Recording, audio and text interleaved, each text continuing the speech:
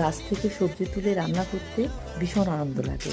নমস্কার বন্ধুরা, কেমন আছো সবাই? আজকে রান্না করব বেগুন দিয়ে পোয়া ভোলা। প্রথমে মাছগুলো ভালো করে ধুয়ে হলুদ লবণ মাখিয়ে রেখে দেবে। তারপর বেগুন, পেঁয়াজ, কাঁচা লঙ্কা, ধনেপাতা কেটে নেব। তেল গরম করে মাছগুলি ভেজে নেব। তারপর পেঁয়াজ ভেজে তাতে বেগুন, হলুদ লবণ দিয়ে একটু ভেজে নেব। ভাজা হয়ে গেলে কাঁচা লঙ্কা, বেসিক মশলা দিয়ে কষিয়ে নেব। কষিয়ে নিয়ে ভালো করে জল দিয়ে ফুটিয়ে নেব।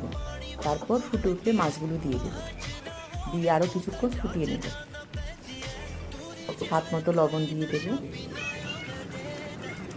এরপর ধনেপাতা দিয়ে পরিবেশন করব।